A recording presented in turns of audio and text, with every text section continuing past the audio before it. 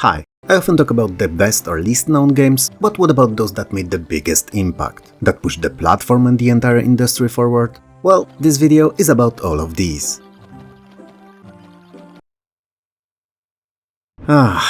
Maniac Mansion. How many times have I spoken about it? 5? 15? 500?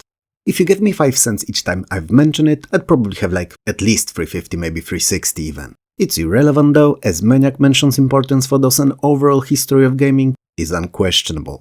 Not only it was the first game to introduce point-and-click verb-based interface, revolutionizing how adventure games are played, no longer relying on typing in of long strings of mostly pointless text and misspelled words, but rather using super fast, intuitive and comfortable mouse controls, but also was the very first ever cinematic adventure, with a lot of cutscenes, rapidly evolving story and memorable characters. Also, who hasn't dreamt of saving their girlfriend from the clutches of a mad doctor, capable of anything and nothing at the same time?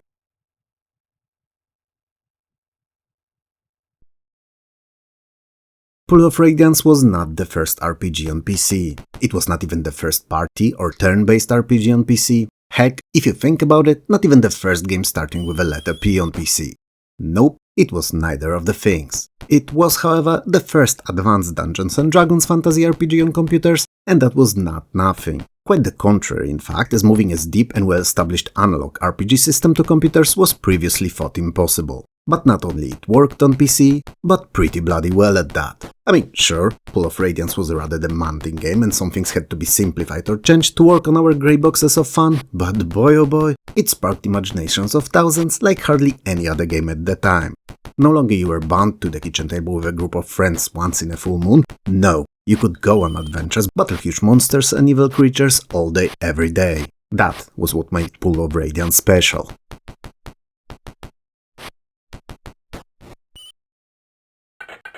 Evil Grand Vizier Jafar kidnapped Sultan's daughter and imprisoned her beloved, whom you're playing as, blah blah blah, and now you have to save her, blah blah blah.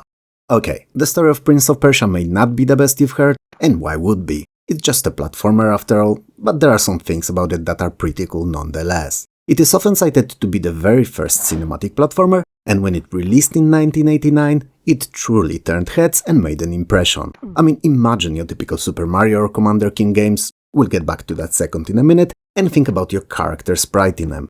They can stand straight, like a spear sticking out of a fallen soldier on some random battlefield, they can run, usually switching between 2 and 3 frames of quote-unquote animation for that running, and they can jump and shoot, also with just a couple of odd frames in their budget. And Prince of Persia was a rotoscope delight, with your character moving exactly like you would in a similar situation, provided you were a few pounds slimmer, that is.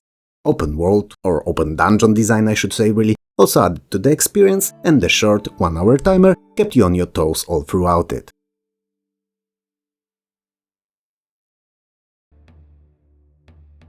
Ultima 6 The False Prophet was kinda important. I mean, it was not as big, popular or polished as Ultima 7 was, and not as innovative as some of its earlier brethren were, but I feel that it was even more influential. It marked the time of a lot of changes for the series and the RPG genre overall. It moved from very simplistic graphics of 5 earlier entries into full-color VGA graphics, with objects, items and all creatures looking exactly as they should and not just as symbolic representations of these. The world was finally continuous and not split into overworld and towns, or even further into combat screens. Where you were, and what happened there, and you took part in it, or, ran away. Because yeah, you could do that too. And while we don't think about stuff like that today, back then it was huge. The controls also evolved from purely keyboard-based interface into a full mouse-driven one, and the game refocused on story as opposed to numerous combat encounters. You could also split your party and talk to its members, making for a very deep and involving feeling adventure.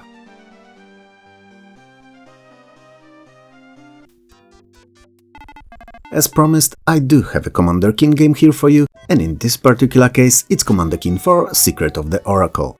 Why 4 and not 1, 2 or even 3? Because I feel that while retaining everything that made the first entry special, it was the one that was more polished and fleshed out than the others. While Prince of Persia was a cinematic game focusing on storytelling and beating its dungeons in a given time, Commander King gave you an overworld map with numerous locations, each of which could be beaten separately. It still followed a plot and you still played as a teen turned superhero, but its scope of importance was of a totally different caliber. Commander Keen was PC's answer to Super Mario, to Metroid, and to Castlevania all rolled into one, and it was the yes I can to their PC just never could. Sure, it was not the best looking game, its story was rather flat too, and it could be at times infuriatingly demanding, but gosh darn if it not prove NES wrong.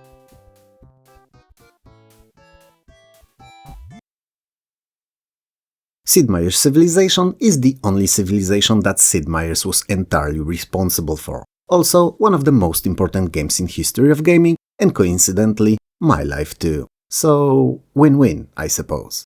It is also widely considered to be the title that established the 4X subgenre of strategies, so explore, expand, exploit and exterminate. And in a way it was. What's more, it built a foundation for all the realistic strategies of the future by setting itself in a semi-accurate historical environment and allowing you to pick one of the ancient nations and lead it to victory over ages until modern times. And in that, it excelled, not only in playability, but also complexity, offering a separate strategic map for conquest and expansion, city screens for settlement micromanagement, and research tree for growth and advancement. The first Civilization was not the best game in the series. In fact, it may arguably and objectively speaking be the weakest of them all, but it's easily the most important one, and one which educational value is unquestionable.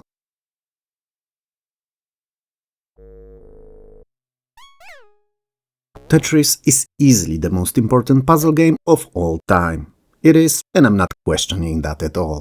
It popularized the genre within those ends of the market that never thought would enjoy puzzlers, and also those that never even considered giving them a passing look. So Tetris was a huge deal everywhere, especially on the Game Boy. On PC, however, well, not so much. There were so many clones released so close to each other, it was hard to tell which was which. Either way, there was one game that was also a puzzler and was very, very, very important too, and it was DMA Design's Lemmings. It may have not been a generation-defining title like Tetris, but definitely not only turned heads of many gamers unfamiliar with puzzlers, but also got some non-gamers to try it out too. I mean, I can't blame them really. The idea of leading dozens of tiny creatures to safety using few unique and limited in number skills got me hooked on it too, and I was not much into puzzlers back then. Tetris proved that using your head could be fun, but Lemmings added that it could also look and sound cool too.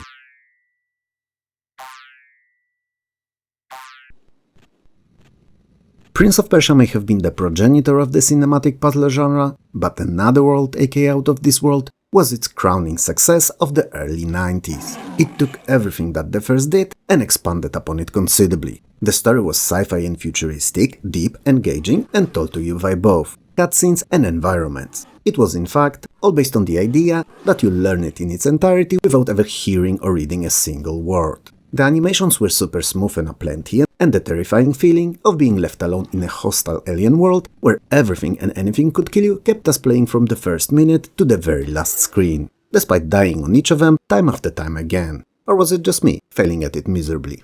The rotoscoping was taken to the extreme and the sprite-based graphics were replaced with vector ones, improving on fluidity even more and adding to the unique design aspects of the game. A complete omission of the user interface of any kind was a smart move too, making for a very animated movie-like feeling experience.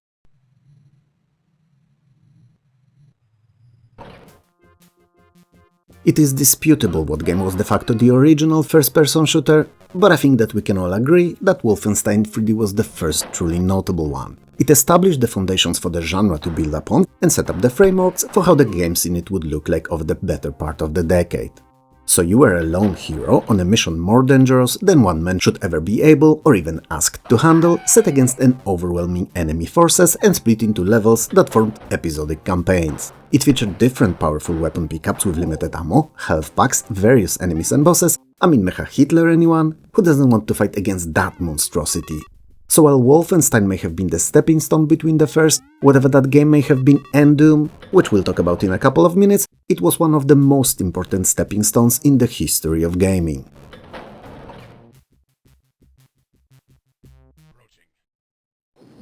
Talking about foundations, frameworks and things that are first, Dune 2. Not the first RTS ever perhaps, but without a shred of a doubt, the very first ever modern one, built on a still used in the genre trifecta of design. So resource gathering, base and units building, and combat. And as such, not only it featured all three of these at once, but also done so in a way that seamlessly mixed complexity of its design with easy to pick up and intuitive gameplay.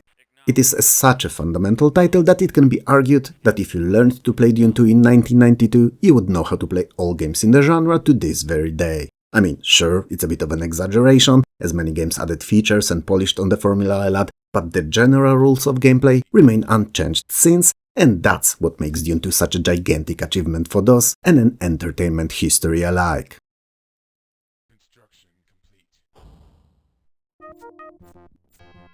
Ultima Underworld: The Stygian Abyss was a monumental sidestep for the series. Not only it moved from a series standard top-down view into the first-person perspective, but also dropped the party aspect of the game entirely, instead having you play as Avatar and Avatar alone. And while in eyes of some it may have initially appeared to be a mistake and a step back even, the story, atmosphere and gameplay quickly changed their minds about it, and Stygian Abyss became universally praised title and is now considered one of the most important releases of the DOS era. But why is it treated as such a gaming royalty, you may wonder? Well, it released in 1992, but it was also the first ever CRPG to feature real-time fluid motion first-person 3D view with texture map environments. Some of these textures were even animated, and you could look up and down, which was something that even Wolfenstein 3D couldn't do, making Ultima Underworld the most technically advanced first-person game of its year.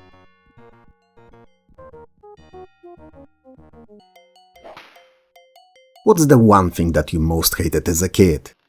Yes, bullies. Obviously bullies, but the second worst. Monster under your bed, I agree, he was a rather terrible creature, but the third. What was the third?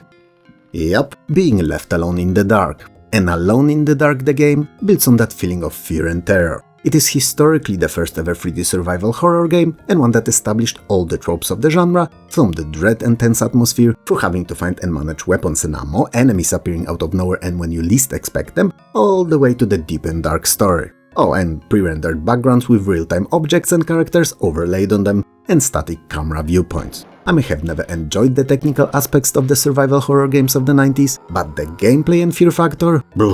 Shivers, guys, shivers.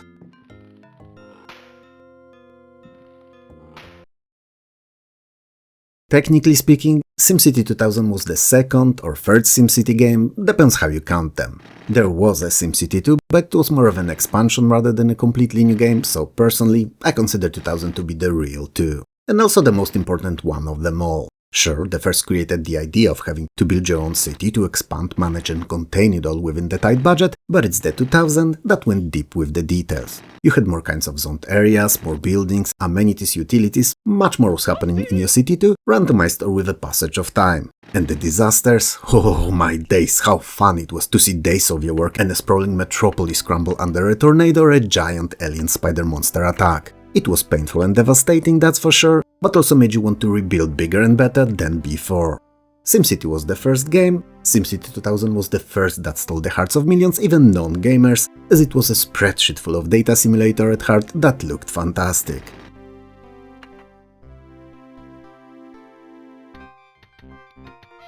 Among the countless RTSs that followed the Dune 2 boom, a little offshoot genre emerged quietly, like a fart in a crowded elevator, just to quickly explode into popularity and then spawn what seems like dozens of sequels. And all of that thanks to a little title known as The Settlers.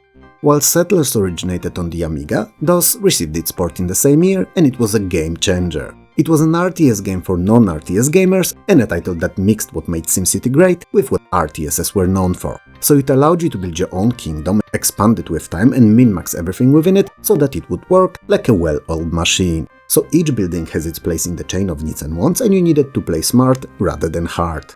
Wow, that sounds exponentially more stupid aloud than it did in my head. Either way, for instance, if you wanted to make bread, you needed a farm first, then a mill and a well, two separate buildings mind you, and finally a bakery. Also a series of roads connecting all of these, and a castle for that bread to actually ever reach your citizens. Now, imagine that each and every little part of the game was a similar chain, and you had to design, manage and profit from all of that all by yourself. It was downright addicting. And the fact that the little workers actually raised the structures brick by brick and plank by plank made it that extra enchanting.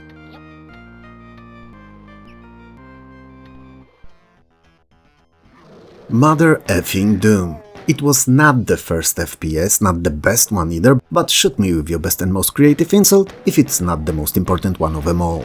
Doom took everything that Wolfenstein 3D created, all of its building blocks, little bits and pieces, and polished them so hard that their shine was downright blinding. So blinding, in fact, that for the next few years, all the games in the genre were stupidly called Doom clones, despite there being a pretty well established and fitting name for them already, so the first-person shooters. Still, the weapons, the enemies, the pacing, the level design and the bosses, they were all perfect and so addictive, it was hard to put it down. And the addition of easily accessible multiplayer mods and modability of Doom made it an icon of video gaming and established itself as a root of FPS so deep in our minds that we keep getting Doom games to this very day and we still love them.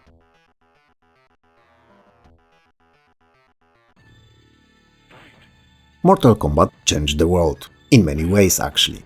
It was Street Fighter II's only serious competitor in the arcades and on home systems, which was already a big thing as previously hardly any game could measure up to the behemoth, but even that was not the most important thing about it. Because it was digitized fighters and violence that were, well, not even violence itself, as arguably all versus fighters are violent, but blood and fatalities. Obscene at the time amounts of it in fact, and incredibly brutal finishers, with all the hearts being torn out of chests of defeated opponents, heads popped off the bodies along with the spinal colds, and overall, rather graphic scenes. This alone, along with maybe Snatcher that was not available on PC, and the whole realistically looking digitized actors thing, ignited the talks about violence in video games and spawned creation of industry's own rating system, known today in US as ESRB, which the rest of the world followed with their own equivalent. But, and it's worth keeping that in mind too, Mortal Kombat was also a pretty darn good fighter in its own right.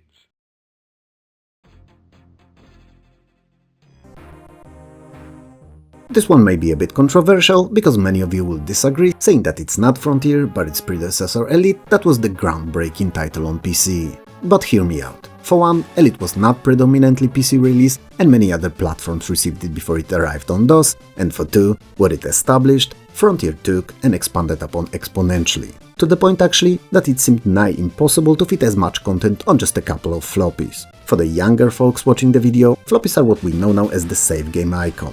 Frontier was theoretically the same game as Elite, but bigger and better. So you had this huge universe of approximately 100 billion planets and moons, and countless ways to quite literally live in it, completing different missions, taking unique jobs and having the best time in your imaginary space life. Until the release of Elite Dangerous in 2014, which is said to have 400 billion star systems, Frontier was the biggest playable area game ever made.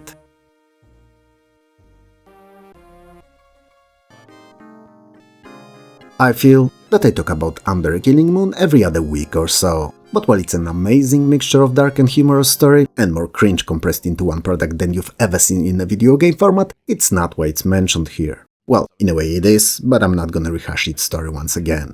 Under a Killing Moon found its way into this video as it was a bright north star on an otherwise dark and devoid of good games night sky of countless FMV games. FMV was a fad that spawned soon after Mortal Kombat and was supposed to be this next big thing in adventure gaming. We were supposed to be taken into realistic locations with real actors and immersed in adventures like no other. In reality, many, if not most of them sucked, and big time no less, and finding one that was good or even decent always felt like unearthing of a small treasure. And Under a Killing Moon was and is a bloody good game and still as fun as it was back then.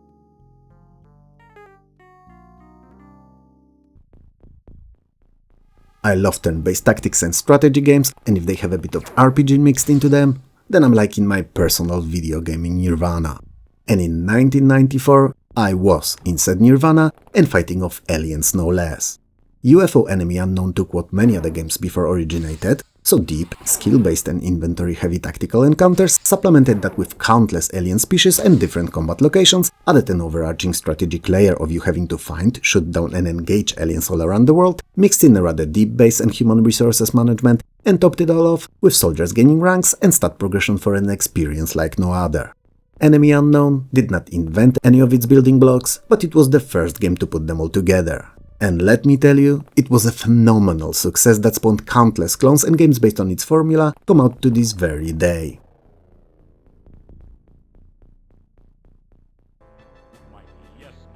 It may have been just a couple of years between Dune 2 and Warcraft Orcs and Humans, but in video gaming years in the 1990s, it was like a decade, maybe two. Because what Dune did, Warcraft took and made much better. The single-player campaign received more varied and objective-based missions. You could select and command more than one unit at the time, and the focus was moved from having the most units to win to having the best specialized for the combat situation troops available. The two factions in the game title were finally truly unique to one another and not just reskins with a singular special unit.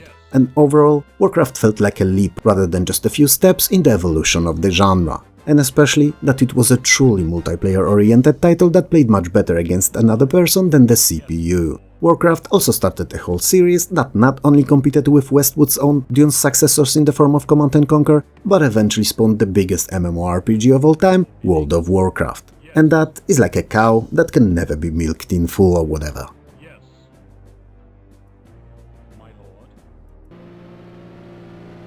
Even if Need for Speed started its life on 3DO, less than a year later it landed on PC and ever since then became a premier PC arcade racing series. What's more, with each next entry in the series, EA delivered better and better visuals and sounds, more cars, more interesting and fun to race around tracks, new game modes and faster racing, year by year. Yeah, they were the good guys back then. I know, hard to imagine.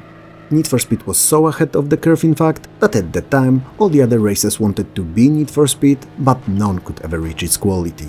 And yeah, that's exactly what made the first one, the one that you're watching now, stick out so much. The quality.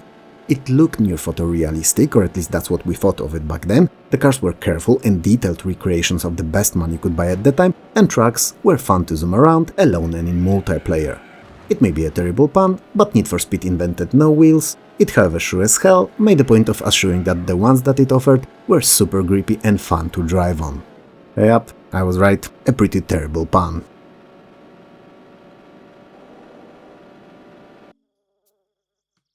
You know, I pondered for a moment if I should just say Worms and add nothing else to it and let you watch its footage for a minute or so in a total and mutual understanding of what the word means, but that would kinda suck. So, here we go, I'm talking, you're listening, and the footage is running. Similar to Need for Speed, Worms was not a progenitor. It was, however, the next step in evolution in couch versus multiplayer gaming and a game based on Scorched Earth. Some would say that Scorched was more important as it had more weapons and shields, and that its environments were subject to gravity, so collapsed if they had no support.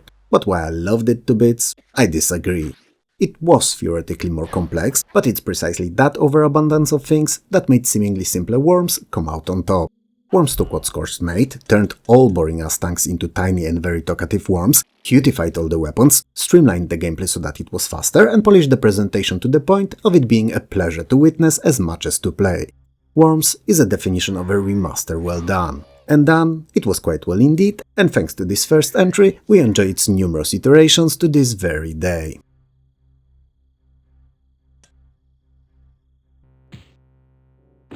Upon its release, The Elder Scrolls Daggerfall was the biggest explorable area-wise game ever made that was not set in space, and it remained so for literal decades until the release of Minecraft.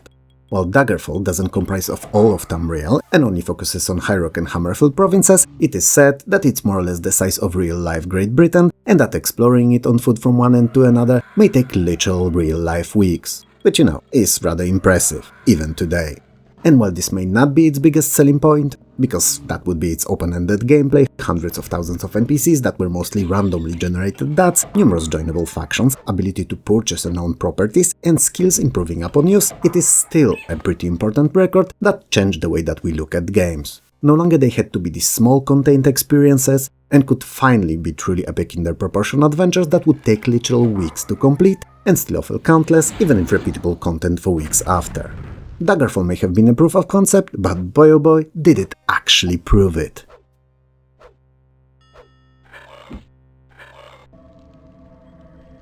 Quake was the first non-vehicular and non-spaceship full-real 3D first-person shooter. And while Doom was evolution of Wolfenstein, Quake was revolution. It dropped the not really 3D, 2.5D nonsense altogether and served as a truly three-dimensional experience full of monsters, secret rooms, dark story and memorable experiences that we've all grown to love. The weapons felt great, some of them, like the grenade launcher, actually had grenades being true 3D objects bouncing around before exploding. It was a game changer. It may have not looked like it at the time, but it was.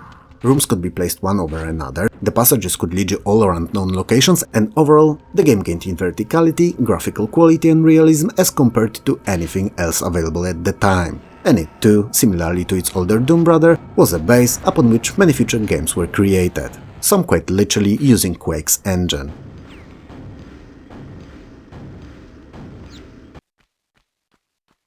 Tomb Raider made two important things quite clear in 1996. First of all, that Miss Pac-Man was no longer the only hottie on the video gaming market, and that the competition was not only fierce, but also appropriately triangularly curvy and with an enchanting accent. And secondly, that third-person action-adventure games were not only in the domain of consoles anymore, and PCs could do them too. And even more so, if the system that they were running on was powerful enough, no console could ever match the quality.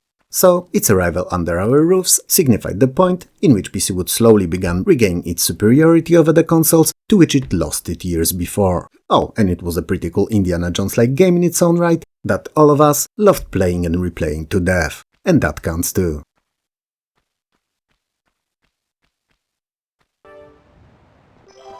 I can already imagine all these comments appearing under the video one by one and pointing out that this entry should be King's Bounty or even Heroes of Might and Magic 1. I do, but I also have answers.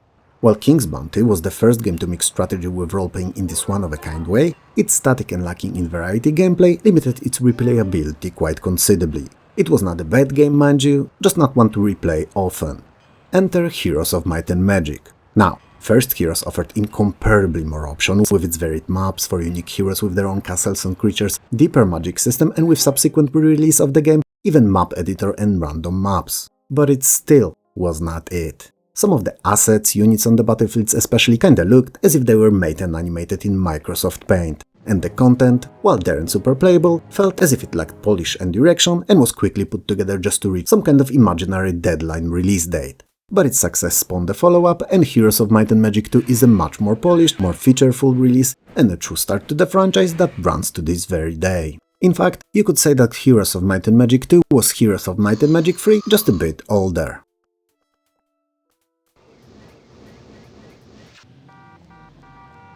It's hard to talk about the most influential those games and not mention a few of its last releases. You know, those that could use everything that the platform had to offer, all the while featuring new and fun experiences. And Grand Theft Auto is an excellent example of that.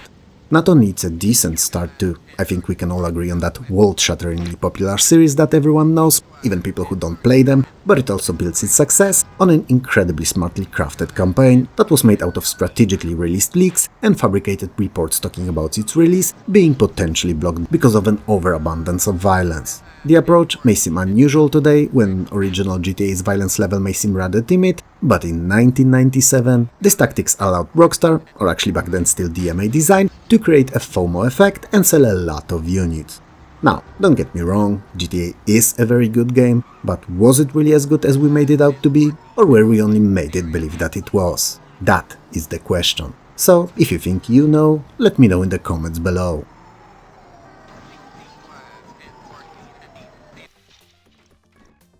I'm sure that you didn't expect to see Team Hospital here, as while it was a fantastic game, calling it one of the most important may be a bit far-fetched. Well, you're right, and also you're wrong. As while it was not the first business simulation, and certainly not the first one set in a rather humorous environment, it did something no one expected. It introduced the business simulation genre to those that would never otherwise touch it. I mean, your average Twitch FPS player, real-time strategist or role-playing adventurer had no business running the hospital, and yet, for a short time, everyone did.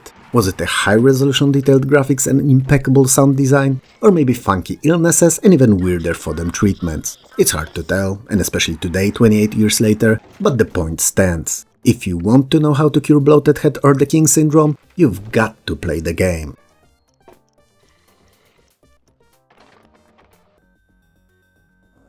Hail to the king, baby! Shake it, baby! And yes, that is the reason why Duke is on the list.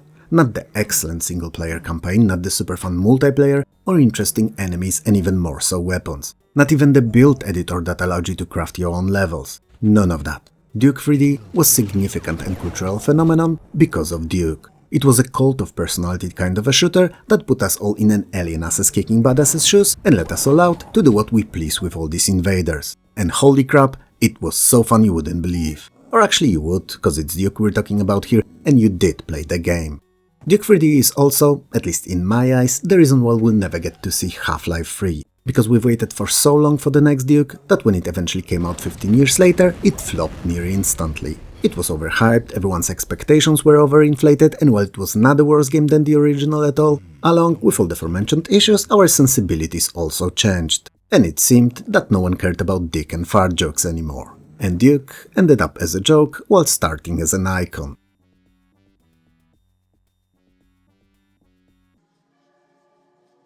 I know, you wanted me to say Wasteland. And I get it, it was a hugely important game and also an inspiration for Fallout. And yet, I've elected to pick the latter. But why? Wasteland, while a great game with deep and engaging story, fun and demanding combat and interesting world, was also a victim to the tech of its time, which kinda made it a title for hardcore gamers only, and everyone else would just bounce off of it. It was complex, difficult and uninviting, and presentation-wise, well, let's just say I've seen spreadsheets that look better. But Fallout? No, Fallout changed it all. It was very easy to get into and start playing, all the while remaining a challenge, and even at times punishing too. Its story was better, world more fleshed out, and the combat, it was a bliss, and to this day, one of my fave turn-based implementations. It looked and sounded good, though I'm not sure good is the right word when talking about depressing post-nuclear apocalypse wasteland, but the presentation was definitely a highlight of the game. Fallout created a prime post-apocalyptic genre and series that is yet to be challenged, not to mention beaten, by any other.